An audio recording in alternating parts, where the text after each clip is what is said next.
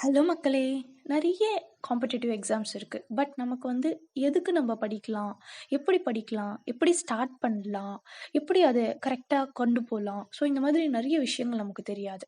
Okay இந்த exam இருக்கா போய் அட்டெண்ட் பண்ணலாம். ஸோ இந்த மாதிரி ஒரு மைண்ட் தாட்ல தான் நம்ம எல்லா எக்ஸாமையுமே அப்ரோச் பண்றோம். ஆனா அது அப்படி கிடையாது. ஒரு எக்ஸாம்னா அது எப்படி நம்ம அப்ரோச் பண்ணணும்? எப்படி சூஸ் பண்ணணும்? அத எப்படி அனலைஸ் பண்ணணும்? அது எப்படி ஸ்டெப் பை ஸ்டெப்பா கொண்டு போணும்? ஸோ இந்த வீடியோல உங்க கூட நான் ஒரு 7 ஸ்டெப்ஸ்ல எப்படி ஒரு காம்படிட்டிவ் எக்ஸாம அப்ரோச் பண்ணி அத கிராக் பண்ணலாம் அப்படின்றது தான் இந்த வீடியோல உங்க கூட நான் ஷேர் பண்ணியிருக்கேன். வீடியோ ஃபுல்லா பாருங்க. மிஸ் பண்ணிடாதீங்க. நீங்க நம்ம சேனலுக்கு ஃபர்ஸ்ட் டைம் அப்படின்னா மறக்காம சப்ஸ்கிரைப் பண்ணிடுங்க. கூடவே பெல் ஐகானையும் கிளிக் பண்ணிடுங்க. அப்பதான் நான் போடக்கூடிய வீடியோ உங்களுக்கு நோட்டிஃபிகேஷனா வரும். வீடியோக்குள்ள போலாம். ஃபர்ஸ்ட் ஒரு எக்ஸாம் நீங்க எழுதலாம் அப்படின்னு சொல்லிட்டு நினைக்கிறீங்க அப்படின்னா, ஃபர்ஸ்ட் உங்களுக்கு அதுல என்ன குவாலிஃபிகேஷன் இருக்கு? ஃபார் எக்ஸாம்பிள் நீங்க இப்போ ஒரு +2 ஸ்டூடெண்ட்டா இருக்கீங்க அப்படின்னா, உங்களுக்கு காலேஜ் போறதுக்கு நெறைய என்ட்ரன்ஸ் எக்ஸாம் இருக்கு. ஸோ, அதனால நீங்க எந்த ஃபீல்டுல போணும் அப்படின்னு சொல்லிட்டு ஃபர்ஸ்ட் நினைக்கிறீங்களோ, அத மட்டும் நீங்க சூஸ் பண்ணிக்கங்க. தேவையில்லாம அடுத்தவங்க சொல்றாங்க, இவங்க சொல்றாங்க, அவங்க சொல்றாங்கன்னு சொல்லிட்டு உங்களுக்கு விருப்பமே இல்லாத ஒரு எக்ஸாம்ல போயிட்டு நீங்க கான்சன்ட்ரேட் பண்ணாதீங்க.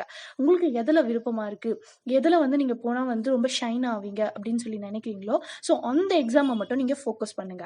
அதுல ஃபோக்கஸ் பண்ணீங்கன்னா, நீங்க ஈஸியா உங்களுடைய அந்த கோல அச்சீவ் பண்ணிட்டு, நீங்க அதுக்கான என்ட்ரிக்குள்ள நீங்க போலாம். ஆனா நீங்க மத்தவங்க சொல்ற பேச்சு கேட்டீங்க அப்படின்னா, கண்டிப்பா உங்களுடைய கரியர் ரிஸ்க் ஆயிடும். அதனால உங்களுக்கு எத புடிச்சிருக்கு, எந்த எக்ஸாம் புடிச்சிருக்கு அப்படின்னு சொல்லிட்டு நீங்க அத கரெக்ட்டா சூஸ் பண்ணுங்க.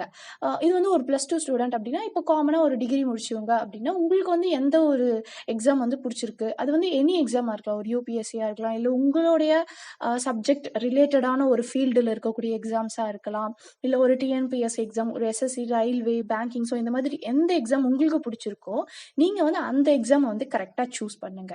ஸோ உங்களுடைய ஃபர்ஸ்ட் ஸ்டெப் என்ன? உங்களுக்கான கரெக்ட்டான எக்ஸாம சூஸ் பண்ணணும். நம்பர் 2 செகண்ட் ஸ்டெப் என்ன பண்ணணும் அப்படின்னு பார்த்தீங்கன்னா, நீங்க உங்களுக்கான எக்ஸாம சூஸ் பண்ணிட்டீங்க. ஸோ இப்போ அந்த எக்ஸாமுக்கு நீங்க ஃபோக்கஸ்டா உள்ள இறங்கணும். அப்போ ஃபர்ஸ்ட் என்ன பண்ணணும்? நமக்கான சிலபஸ அனலைஸ் பண்ணணும். ஏன்னா சிலபஸ்ல இருந்து தான் நமக்கு கொஸ்டின்ஸ் கேட்பாங்க. ஸோ அதனால அந்த எக்ஸாமுக்கு என்ன சிலபஸோ நீங்க அத தெறவா அனலைஸ் பண்ணிட்டே இருக்கணும். ஸோ நீங்க அதுல மாஸ்டர் ஆகுறீங்க அப்படின்னா, உங்களுக்கு ஈஸியா இருக்கும். என்ன ஈஸியா இருக்கும்? உங்களுக்கு தேவையான மத்த விஷயங்களுக்கெல்லாம் ஸ்டெப் பை ஸ்டெப்பா போறதுக்கு ரொம்ப ஈஸியா இருக்கும். அதனால அனலைஸ் யுவர் சிலபஸ். நம்பர் 3 நான் மாஸ்டர் ஆயிட்டேன். என்னுடைய சிலபஸ் அனலைஸ் பண்ணி அதுல நான் மாஸ்டர் ஆயிட்டேன் அப்படின்னு நீங்க நினைக்கும்பொழுது, உங்களுக்கான கலெக்ஷன் ஆஃப் மெட்டீரியல்ஸ் நீங்க அப்பவே தேட ஸ்டார்ட் பண்ணிடுவீங்க. ஸோ அப்போ உங்களுக்கு தேவையான கலெக்ஷன் ஆஃப் மெட்டீரியல்ஸ் நீங்க அ க கேதர் பண்ண ஆரம்பிச்சுட்டீங்க அப்படின்னா, ஈஸியா உங்களுக்கான 3 ஸ்டெப் ஓவர் ஆயிடும். ஸோ இதுல நம்ம மெயினா ஒரு விஷயம் பார்க்கணும். என்ன அப்படின்னா, நெறைய விஷயங்கள். இப்ப ஃபார் எக்ஸாம்பிள் ஒரு மேத்ஸ் புக் இருக்கு அப்படின்னா, ஏகப்பட்ட ஆத்தர்ஸ் அத இது பண்ணியிருப்பாங்க. பட் அதுல எது ரொம்ப இம்பார்ட்டன்ட்? எந்த ஆத்தர் புக் நம்ம சிலபஸோட ரொம்ப கனெக்டடா இருக்கு. ஸோ அந்த மாதிரி நீங்க பார்த்து, ஒன்லி பார்த்தீங்கன்னா, ரொம்ப நெறைய மெட்டீரியல்ஸ் வச்சுக்காம ஜஸ்ட் இப்போ பார்த்தீங்கன்னா, ஒரு சப்ஜெக்ட்டுக்கு 10 புக்ஸ் இருக்கணும் அப்படின்னா, அந்த 10 புக்ஸோட மட்டும் நீங்க லிமிட்டடா வச்சுக்கணும்.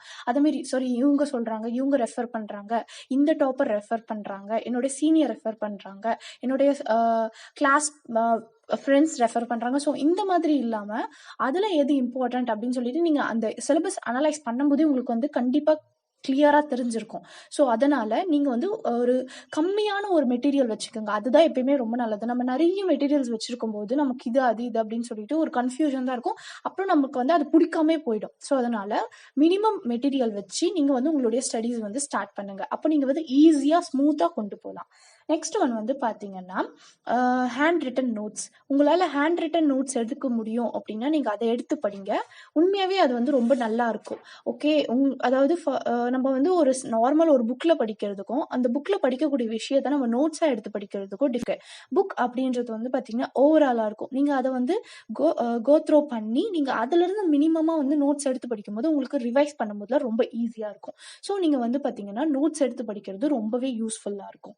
நெக்ஸ்ட் வந்து பார்த்தீங்கன்னா, நமக்கு இந்த மாரி படிக்கிற டைம்ல வந்து நெறைய நெகட்டிவ் தாட்ஸ் அதெல்லாம் ஏற்படும். ஸோ நீங்க அதெல்லாம் வந்து ஓவர் கம் பண்ணிட்டு வந்தீங்க அப்படின்னா, அதுக்கு ஓவர் கம் பண்ணலாம் எப்படின்னா, ஃபார் எக்ஸாம்பிள் இப்போ வந்து உங்கள ஒருத்தர் டீமோட்டிவேட் பண்ணிட்டே இருக்காங்க. "உன்னால முடியாது, முடியாது" அப்படின்னு சொல்லிட்டு. ஆனா நீங்க வந்து அத வந்து ஸ்போர்ட்டிவா எடுத்துட்டு, அத வந்து பாசிட்டிவா நீங்க தான் மாத்திக்கணும். "என்னால நீ முடியாது" சொல்றல, ஆனா அவங்க கிட்ட நம்ம சொல்லக்கூடாது. எதுல நம்ம சொல்லணும் அப்படின்னா, நம்ம பண்ணக்கூடிய செயல் மூலியமா தான் உங்களுக்கு அத காமிக்கணும். அவங்க கிட்ட போயிட்டு, "என்ன நீ இப்படி சொல்றியா? என்ன நீ அப்படி சொல்றியா?" ஸோ அந்த மாதிரிலாம் எதுவுமே பேசக்கூடாது. நீங்க அவங்க எதுல உங்கள முடியாது அப்படி சொல்றாங்களோ, அத முடிச்சு காட்டி அவங்க எதிர்க்க போய் நீங்க நீங்க நீங்க நின்னு, "நான் முடிச்சுட்டேன்" அப்படி சொல்லிட்டு சொல்லணும். ஸோ அதான் வந்து பார்த்தீங்கன்னா, நம்ப பண்ணக்கூடிய அந்த நெகட்டிவ் தாட்டுக்கு பாசிட்டிவா மாத்தக்கூடிய ஒரு வழி. ஓகே. நெக்ஸ்ட் வந்து பார்த்தீங்கன்னா, உங்களுக்கான hand return notes material. So 3 steps வந்து நீங்க கம்ப்ளீட் பண்ணிட்டீங்க. சூஸ் பண்ற அதாவது என்ன எக்ஸாம் சொல்லி சூஸ் பண்ணிட்டீங்க, அனலைஸ் பண்ணிட்டீங்க. நெக்ஸ்ட் வந்து கலெக்ஷன் ஆஃப் மெட்டீரியல்ஸ் வந்து அ எல்லாம் வந்து எடுத்துட்டீங்க. இப்ப நெக்ஸ்ட் என்ன பண்ணணும் அப்படின்னு பார்த்தீங்கன்னா, ஒரு ப்ராப்பர் ஷெட்யூல் வந்து நீங்க மேக் பண்ணணும். நான் வந்து ஆல்ரெடி நம்ம சேனல்ல how to prepare for study time table for exam அப்படின்னு சொல்லிட்டு ஒரு வீடியோ போட்டிருக்கேன். ஸோ அந்த வீடியோடைய லிங்க் வந்து நான் டிஸ்கிரிப்ஷன்ல தரேன். ஸோ நீங்க அதை பார்த்துட்டு கூட ஒரு குட் ஒரு ஸ்டடி டைம் டேபிள் வந்து நீங்க போட்டு ஃபாலோ பண்ணி படிங்க. ஏன் நம்ம ஸ்டடி டைம் டேபிள் போடுறோம் அப்படின்றத கூட நான் ஃபுல் எக்ஸ்பிளைனா உங்களுக்கு வந்து அந்த வீடியோல சொல்லியிருக்கேன். ஸோ மறக்காம அந்த வீடியோ வந்து செக் அவுட் பண்ணுங்க. நெக்ஸ்ட் வந்து நீங்க ப்ராப்பர் ஷெட்யூல் பண்ணிட்டு அந்த ப்ராப்பர் ஷெட்யூலை வந்து நீங்க ஃபாலோ பண்ணிட்டே வரணும். ஸோ நிறைய விதமான டிஸ்ட்ராக்ஷன்ஸ் ஏற்படும். அந்த டிஸ்ட்ராக்ஷனை எப்படி தடுக்கலாம் அப்படின்றதுக்கும் நான் வந்து ஒரு வீடியோ போட்டிருக்கேன் டிஸ்கிரிப்ஷன்ல. நான் லிங்க் தரேன். அதையும் போய் செக் அவுட் பண்ணுங்க. ஏன்னா இதெல்லாம் ரொம்ப ரொம்ப முக்கியமானது. ஸோ அதனால தான் சொல்றேன். நெக்ஸ்ட் வந்து பாத்தீங்கன்னா, நீங்க ப்ராப்பர் ஷெட்யூல் வந்து ஃபாலோ பண்ணிட்டே வரீங்க. நெக்ஸ்ட் ஸ்டெப்பா நீங்க என்ன பண்ணணும் அப்படின்னு பாத்தீங்கன்னா, எவ்ரி டே வந்து அந்த ப்ராப்பர் ஷெட்யூல நீங்க வந்து கண்டிப்பா போட்டிருப்பீங்க. எவ்ரி டே வந்து படிக்கிற மாதிரி.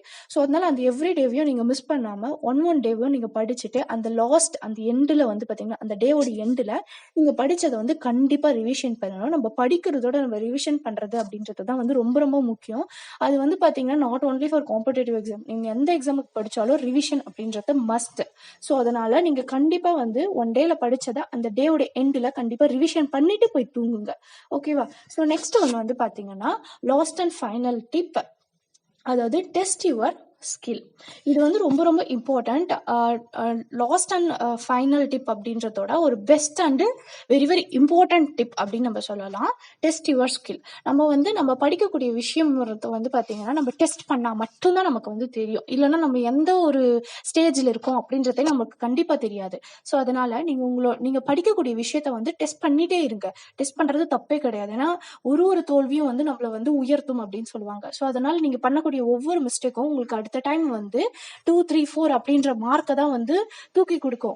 மற்றபடி வந்து நீங்க வந்து ஃபீல் பண்ணாதீங்க. ஐயோ இவ்வளோ மார்க் எடுத்துடுமே, நம்ம மார்க் டெஸ்ட்ல இவ்வளோ கம்மி மார்க் எடுத்துருக்குமே அப்படின்னு சொல்லி ஃபீல் பண்ணாம அந்த மார்க் டெஸ்ட்டை வந்து பார்த்தீங்கன்னா ஒரு பூஸ்டப்பா எடுத்துக்கோங்க. ஓகே இந்த டேல நம்ம இவ்வளோ கம்மி மார்க் எடுத்திருக்கோம், நெக்ஸ்ட் நம்ம அதிகமாக எடுப்போம் அப்படின்னு சொல்லிட்டு.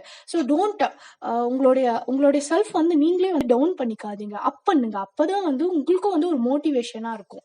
ஸோ நெக்ஸ்ட் ஒன்று வந்து பார்த்தீங்கன்னா பாசிட்டிவ் திங்கிங். நம்ம ஆல்ரெடி தானே நெகட்டிவ் தாட்ஸ் நிறைய வரும், கண்டிப்பா வரும். ஸோ நீங்க தான் வந்து பாத்தீங்கன்னா அதை வந்து பாசிட்டிவ் வேல வந்து கொண்டு போகணும். இல்லைன்னா வந்து ரொம்ப கஷ்டமா இருக்கும் உங்களுடைய அந்த கெரியரே வந்து. ஸோ அதனால உங்களுடைய நெகட்டிவ் தாட்ஸை பாசிட்டிவா மாத்துங்க. நீ என்ன இப்படி சொல்றல, நான் நாளைக்கு அதுக்கு ஆகி காமிக்கிறேன் அப்படின்னு சொல்லிட்டு நீங்க தான் உங்களை வந்து பாசிட்டிவா மாத்திக்கணும். அதே மாதிரி ஹார்ட் ஒர்க்கும் பண்ணணும், ஸ்மார்ட் ஒர்க்கும் பண்ணணும். நீங்க வந்து ஒன்லி நான் ஸ்மார்ட் ஒர்க் தான் பண்ணுவேன் அப்படின்னா அது வந்து ரொம்ப வந்து கஷ்டம். நீங்க ஹார்ட் ஒர்க் ஸ்மார்ட் ஒர்க்னா ஒன்றும் இல்லை. ஹார்ட் ஒர்க்னா என்ன? உங்களுக்கு தேவையான மெட்டீரியல்ஸ் எல்லாமே வந்து ஃபர்ஸ்ட் ஸ்மார்ட் ஒர்க் சொல்லிடுறேன். உங்களுக்கு ஃபர்ஸ்ட் ஸ்மார்ட் ஒர்க் அப்படின்னா நான் சொன்னேன் இல்லையா, இப்போ நிறைய புக்ஸ் இருக்கும். ஆனால் அதில் எது ரொம்ப ரொம்ப இம்பார்ட்டன்ட் அப்படின்றத வந்து நீங்கள் தேடி வச்சுட்டு அந்த ரொம்ப ரொம்ப இம்பார்ட்டன்ட் புக்கை மட்டும் நீங்கள் வந்து ரொம்ப ஹார்ட் ஒர்க் பண்ணி அதை ரிப்பீட் ரிவைஸ் பண்ணிட்டே இருக்கிறீங்க அப்படின்னா அதுதான் வந்து ஹார்ட் ஒர்க். ஸ்மார்ட் ஒர்க் அப்படின்றது நிறைய இருக்கக்கூடிய விஷயத்த கொஞ்சமாக மாற்றிட்டு அந்த கொஞ்சம் விஷயத்த ரொம்ப ஹார்ட் ஒர்க் பண்ணி படிக்கிறது தான். ஸோ ரொம்ப ஈஸி தான். அதனால நீங்கள் வந்து ஃபீல் பண்ணாதீங்க. ஸோ நெக்ஸ்ட் வந்து பாத்தீங்கன்னா ஹெல்த். நம்ம இது இப்போ எல்லாமே நம்ம வந்து முடிச்சிடுவோம். Hard work, smart work, study time table, test revision, mark test, next notes, syllabus analyse பண்றது. ஸோ இந்த மாதிரி எல்லாமே நம்ம முடிச்சிட்டோம். ஆனா நமக்கு வந்து ரொம்ப ரொம்ப இம்பார்ட்டன்ட் விஷயம் என்ன தெரியுமா? நிறைய பேர் வந்து இது எல்லாமே ஃபாலோ பண்ணுவாங்க. ஆனா இந்த ஒரு விஷயம் மட்டும் மிஸ் பண்ணிடுவாங்க. அது என்ன அப்படின்னா நம்மளுடைய ஹெல்த் கேர் தான். நிறைய பேர் வந்து நான் வந்து ஃபர்ஸ்ட் படிச்சிடுறேன் அப்புறம் போய் சாப்பிட்றேன்னு நினைப்பாங்க. ஆனா அவங்க படிச்சு முடிக்கிறதுக்கு 11, 12 ஆயிடும். அப்புறம் போய் எப்படி சாப்பிட முடியும்? சாப்பிட்டா கூட நம்மளுடைய ஹெல்த்துக்கு வந்து அப்ப நல்லது கிடையாது. ஸோ அதனால ஃபர்ஸ்ட் வந்து பாத்தீங்கன்னா அது கொஞ்சம் நம்ம மாத்தலாம், அவ்வளவுதான். நான் வந்து சாப்பிட்டுட்டு அப்புறம் போய் படிச்சிடுறேன் அப்படி சொல்லி நினைங்க. ஸோ வந்து ஹெல்த் அப்படின்றது வந்து ரொம்ப முக்கியம். தமிழ்ல கூட ஒரு பழமொழி சொல்லுவாங்க. அதாவது சுவர் இருந்தால் தான் சித்திரம் வரைய முடியும் அப்படின்னு சொல்லிட்டு. சுவர் அப்படின்றது வந்து நம்ம உடல்.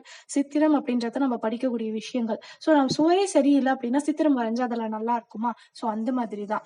நம்ம படிக்கிறோம் அப்படின்னா, நம்ம அதுக்கு நம்மளுடைய ஹெல்த்த வந்து நம்ம நல்லா வச்சுட்டா தான் நம்மளால படிக்க முடியும். நம்ம ஹெல்த்தே நல்லா இல்லாத உட்காந்து படிக்க முடியுமா? ஸோ டோட்டலா மொத்தமே வேஸ்ட் ஆயிடும். ஸோ அதனால நீங்க படிக்கிற இடத்த வந்து நல்லா அழகா பிரைட்டா சூஸ் பண்ணிக்கங்க. தூக்கம் வராம இருக்க மாதிரி. நெக்ஸ்ட் வந்து பாத்தீங்கன்னா, நல்லா சாப்பிடுங்க. நெக்ஸ்ட் நெறைய தண்ணி குடிங்க. ஸோ இதெல்லாம் ஃபாலோ பண்ணி நீங்க நான் சொன்ன இந்த 7 டிப்ஸ வந்து நீங்க ஃபாலோ பண்ணீங்க அப்படின்னா, கண்டிப்பா நீங்க வந்து எந்த ஒரு காம்படிட்டிவ் எக்ஸாமா இருந்தாலும் ஈஸியா வந்து கிராக் பண்ணிடலாம்.